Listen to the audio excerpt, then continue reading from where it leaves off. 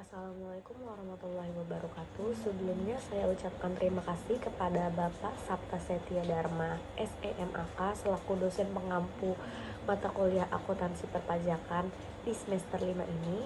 Kami dari kelompok 2 akan mempresentasikan makalah kami yang berjudul Konsep Dasar Akuntansi Komersial dan Fiskal, Akuntansi Pajak Penghasilan Pasal 21 dan Pasal 23. Sebelum saya lanjut ke makalah, izinkan saya memperkenalkan nama-nama teman saya yang berada di kelompok 2. Yang pertama adalah diri saya sendiri, Azahra Indah Syahrani. Yang kedua ada Ayu Wulandari. Dan yang ketiga adalah Azia Mutia Khanza. Baik, selanjutnya saya akan masuk ke materi yang pertama. Yang pertama adalah latar belakang. Akuntansi komersial adalah proses pencatatan dan pelaporan berdasarkan prinsip akuntansi yang berlaku umum. Di Indonesia, standar ini diatur oleh Ikatan Akuntan Indonesia melalui standar akuntansi keuangan yang berpedoman pada International Financial Reporting dan yang mempunyai tujuan untuk menyajikan informasi keuangan yang relevan untuk pemangku kepentingan yang ada. Masih di latar belakang. Kali ini adalah akuntansi fiskal. Akuntansi fiskal merupakan sistem pencatatan dan pelaporan perpajakan. Landasannya adalah peraturan perundang-undangan perpajakan seperti Undang-Undang Pajak Penghasilan, Undang-Undang KUP, dan peraturan turunan lainnya. Tujuan akuntansi fiskal adalah untuk menghitung besarnya pajak yang harus disetor oleh wajib pajak sesuai dengan ketentuan perpajakan yang berlaku di Indonesia. Selanjutnya adalah beberapa perbedaan akuntansi komersial dan akuntansi fiskal. Yang pertama adalah tujuannya.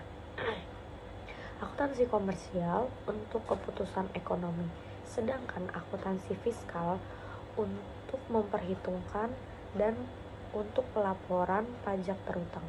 Selanjutnya adalah dasar hukum. Akuntansi komersial memakai standar akuntansi keuangan atau SAK. Akuntansi fiskal adalah UU perpajakan. Lalu, pengakuan pendapatan. Akuntansi komersial berbasis akrual atau kas. Akuntansi fiskal untuk ketentuan perpajakan. Selanjutnya adalah pengakuan biaya. Akuntansi komersial, semua biaya yang wajar dan relevan. Sedangkan akuntansi fiskal hanya biaya yang memenuhi syarat fiskal atau deductible. Lalu ada penyusutan. Akuntansi komersial berdasarkan estimasi umur ekonomis.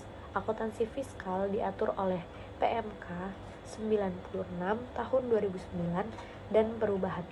Terakhir ada pengakuan transaksi tertentu. Akuntansi komersial lebih fleksibel dalam berbasis prinsip. Akuntansi fiskal kaku dan berbasis aturan formal. Lalu materi selanjutnya ada koreksi fiskal. Koreksi fiskal positif adalah penyesuaian biaya yang diakui komersial, tapi tidak dapat dikurangkan secara fiskal, seperti biaya hiburan tanpa daftar nominatif. Lalu ada koreksi fiskal negatif. Koreksi fiskal negatif adalah penyesuaian pendapatan atau biaya yang diakui fiskal tapi tidak dalam laporan komersial. Misalnya pendapatan yang ditangguhkan. Lalu ada rekonsiliasi fiskal. Rekonsiliasi fiskal adalah bagian dari SPT tahunan.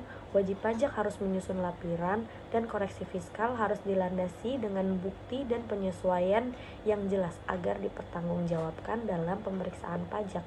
Rekonsiliasi fiskal adalah penyesuaian antara laporan komersial dan laporan fiskal untuk perpajakan. Pajak penghasilan pasal 21 adalah pajak yang dikenakan atas penghasilan yang diterima atau diperoleh oleh orang pribadi dalam negeri, baik berupa gaji, jasa, atau kegiatan lainnya. Pemotongan pajak ini dilakukan oleh pemberi kerja atau pihak yang melakukan pembayaran kepada individu dan disetorkan ke kas negara. Adapun subjek pajak PPh pasal 21 yaitu pertama, pegawai tetap dan tidak tetap, penerima honorarium dan komisi, tenaga ahli, dan peserta kegiatan. Adapun tarif dan perhitungan, tarif progresif berdasarkan penghasilan kena pajak dengan sistem tarif efektif rata-rata untuk pemotongan bulanan. Pencatatan akuntansinya, PPh pasal 21 dicatat sebagai utang hingga disetorkan ke kas negara. Penyetoran dan pelaporannya disetor dan dilaporkan melalui e-filing DJP online dengan sanksi jika terlambat. PPh 23. PPh 23 adalah pajak penghasilan yang dikenakan pada penghasilan berupa dividen, royalti, sewa, atau pembayaran jasa profesional lainnya yang dikenakan pada wajib pajak dalam negeri dan badan usaha tetap yang disingkat dengan BUT. Pajak penghasilan 23 dikenakan pada pemberi penghasilan dan disetorkan kepada kas negara. Hal tersebut diatur dalam Undang-Undang Nomor 36 Tahun 2008 yang sekarang menjadi Undang-Undang HPP Tahun 2021. Adapun objek pada PPh 23 seperti dividen kepada pemegang saham, sewa alat-alat berat, bunga atas pinjaman, royalti pada hak cipta dan lisensi, atau pembayaran jasa profesional seperti pembayaran konsultan, IT, arsitek, dan lain-lain. Adapun tarif perhitungannya bervariasi. Contohnya seperti pada dividen dan royalti, maka dikenakan tarif pajak sebesar 15% dan untuk sewa 2%.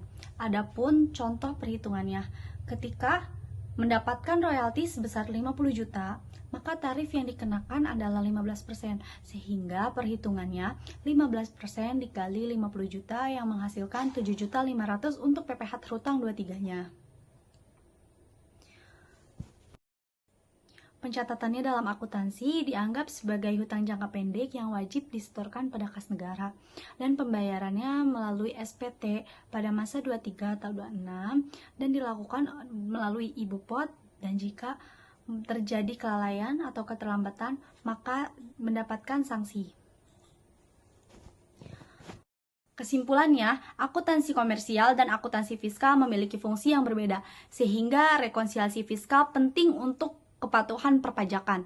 Manfaatnya memberikan kontribusi ilmiah dalam akuntansi perpajakan dan sebagai acuan praktis bagi pada pemegang usaha dan praktisi perpajakan. Sekian, terima kasih.